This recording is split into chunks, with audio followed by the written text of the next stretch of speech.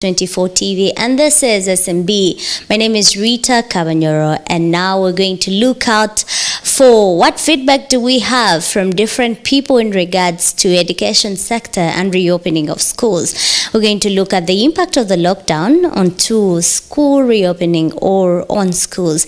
And to discuss this with me this morning is Philbert Baguma, who is the General Secretary at UNATO, that is the Uganda National Teachers Association, Union. We also have actually Miss Barbara Buyondo, who is the CEO at Victoria Schools, one of the best schools in Kampala and in the country.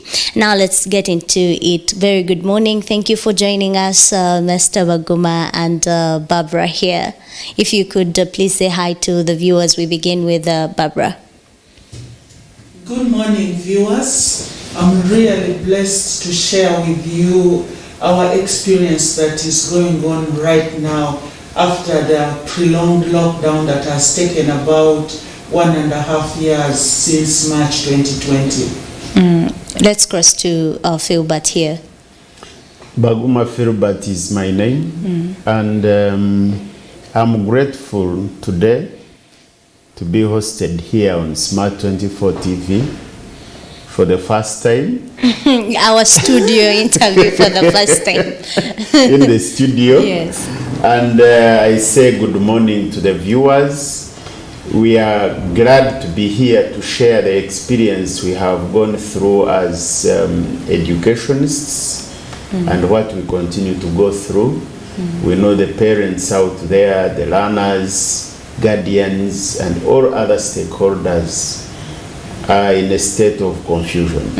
And what are the concerns, Mr. Baguma, from teachers in regards to the president's speech? Of course, we didn't expect much in the first place because he had intimated that no teacher will go to the classroom unless you have been vaccinated, and the vaccines had not been procured at the time of the address, and therefore we didn't see reopening coming. But it is torture. Teachers are supposed to be in class. They have not gone to class for over 1.5 years. That is too much. And they know the learners are really suffering as a consequence of school closures. The parents are out there in a state you cannot describe.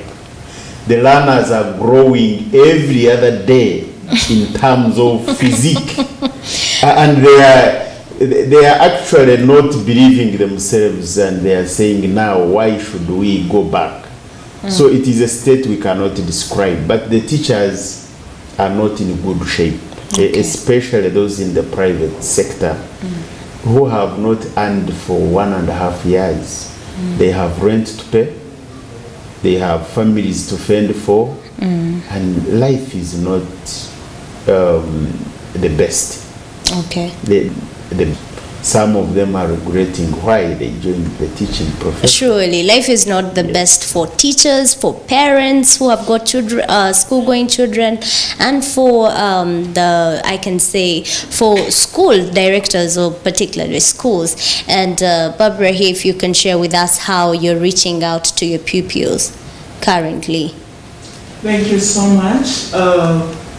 What we did after the lockdown was pronounced, we had... Are you talking about this 42 days or the whole previous lockdown, or this 42 days, the one we just ended? The one we have just ended. Okay. Because the one we have just ended, P1, P2, P3 were supposed to report on that Monday.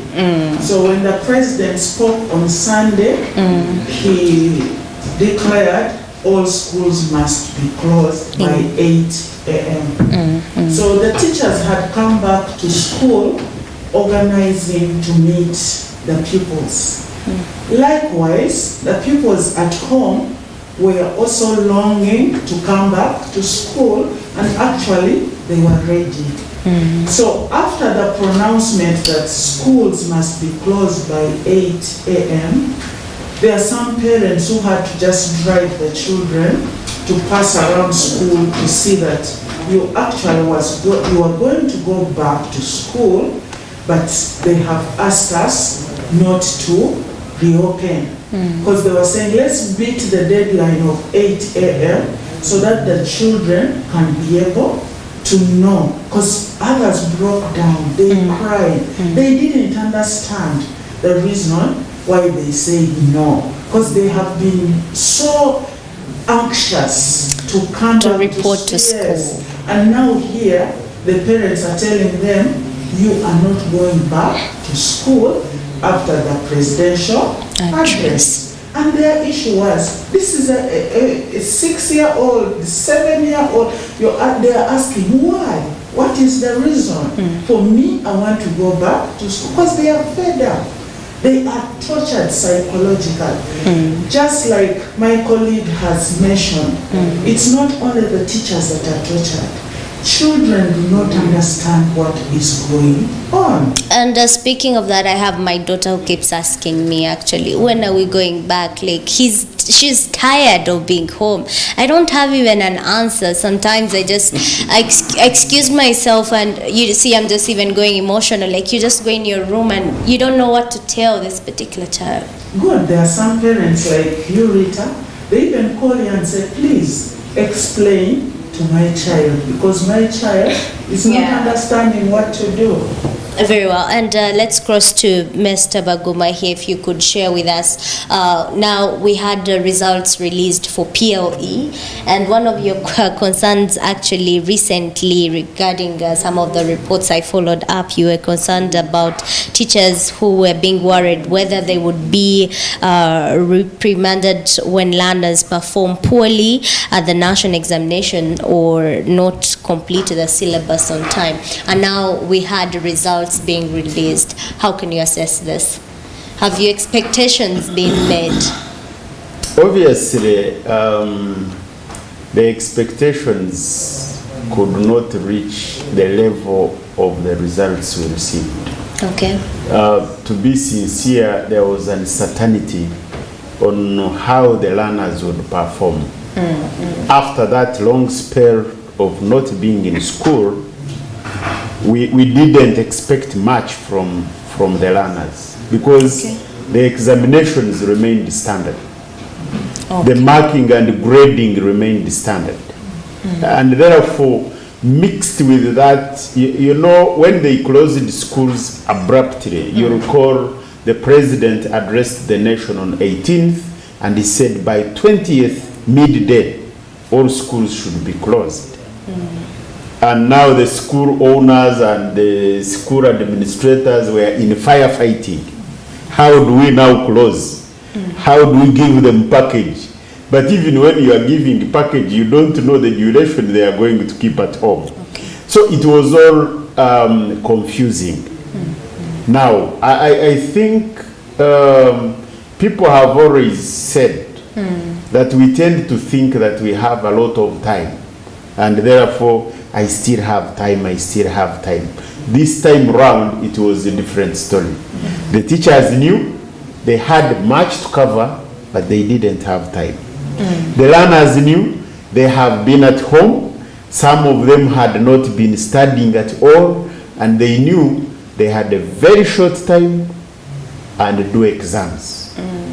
So I think that pressure, that mindset, that there was no enough time for them to do what they were supposed to do, helped them to perform the way they performed, because they were all working hard, well aware that the time was not on their side.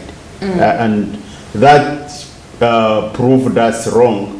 The expectations were not all that high. What expectations did you have? What expectations did you have? We felt that effect of school closures, and you know, the learners were at home. Some were accessing radio lessons, others were accessing TV lessons, others got access to some Online past learning. papers, others, the schools tried their best to reach out to them, but there are those who did not access anything. And in the event, we could not expect much because this was the first of its kind. The experience itself, we had never experienced this. And therefore, we thought this would affect the learners. But because the learners kept at home and thinking about when shall we go back, what shall we do when we go back, when the opportunity came, they utilized the opportunity and performed better than we expected. What was expected. Yes. Okay. Miss Barbara, share with us here how you, experienced the whole release results. Yes, please. Thank you so much, Rita. The release of the results. We're talking about PLOE and UCE examinations. The release of the PLE results came with mixed feelings. Okay. First of all, we had short time to cover a lot. And children had stayed home for 5 months. Now when they came back, first putting them to that routine of beginning to catch up with what they're supposed to do was something that needed a little of time. Then also the other thing was we had mixed learners. There are those who had really utilized their time to really read and cover whatever little they had. Because for us, we had given them a package for 2 weeks, which ended, and we started other channels. We first started doing WhatsApp, sending them lessons on WhatsApp. We also tried to do Telegram, because the WhatsApp would erase the information. Whoever is joining after couldn't access. We went to Telegram. We saw that this is not still going to help us. We started working on doing a portal so that we send work on the portal. The children could get the work there, but not every child would do that. So we had those who were very, very keen on doing whatever was supposed to be done. But we had those who had issues because parents lost work. So they could not go access the portal because they needed data, they needed to print the work. So if you have lost income, how can you do that? So those ones gave up. But we also had those ones who didn't have the budget. Among those pupils that you, I know, you can tell, there's this pupil at home, they're like this, or they stand at this economy or standard of living. How do you rate their performance? Because I know not everyone was accessing WhatsApp, not everyone was doing your e-learning. If you could share with us how those pupils performed, that dwelled maybe on radio or a neighbor coming out to share or teach, or their siblings teaching. How did they perform? Yes, when these pupils reported, we asked who has been, because some of them even brought the work and the work was marked, but there are those totally who didn't have anything. So for me, I think after them realizing that they had missed a lot of time and their friends had done something, it was a wake-up call for them. How do I catch up with my colleagues? How do I go to the same level? Because what we didn't separate them and say, for you, since you need to go in this stream, it was mixed. So they had to, we went back where we stopped, but these ones now had an advantage, who had done some work. It was like revision. But the ones who had not, it was totally new. So for them knowing that now it's really bad for me, they had to really catch up. Because in Kampala, we had distractions, the strikes, the tear gas, the curfew. So the time for going home had to be, we had to end lessons early so that the children may beat up the system of the curfew. So the time for interacting in the school also was reduced. Even in the morning, the time they came in. So for me, what I saw was these children, after realizing, and their parents also knowing that in the past, there are those who have had time to go ahead. How do we catch up? with them. And also being in a mixed class and you're discussing, It children helps learn them. a lot, yes, Okay. from fellow students. So that also helped them. Very because we never got any who failed. The Okay. children really excelled. Good for you. Victoria School is one of the schools that is always, on the peak. Sometimes not even failures at all. Let's cross to Mr. Baguma here to share with us. You talked about, the standards in the ministry kept on the same, not meaning about how the lockdown was or COVID-19. I mean, marking standards. Yes. How would it have been, how would it be better? Because we have had COVID now, because we are not going to keep saying this is something new that we have not experienced. Let's move on now. We have had the lockdown previously even before the 42 days. What lessons were even learnt previously that now teachers, we expected them at least to go forward with and learn from? But I want you to start from what the ministry standards, or how better can we work from the Ministry of Education. First of all, we are in a new world order, Okay.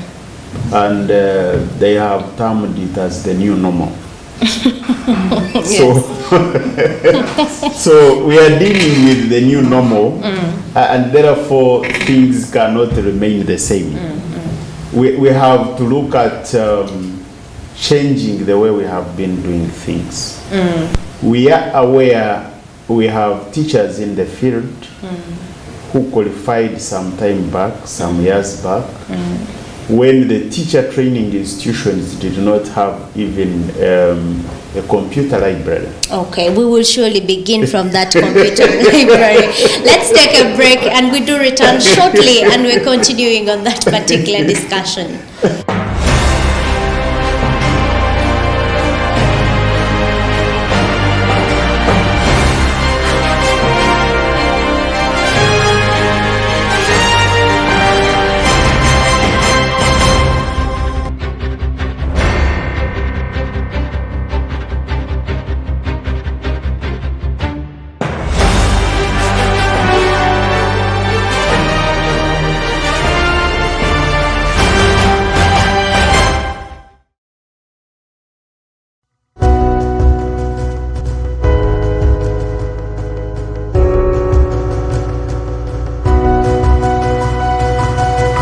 Smart 24, driving business.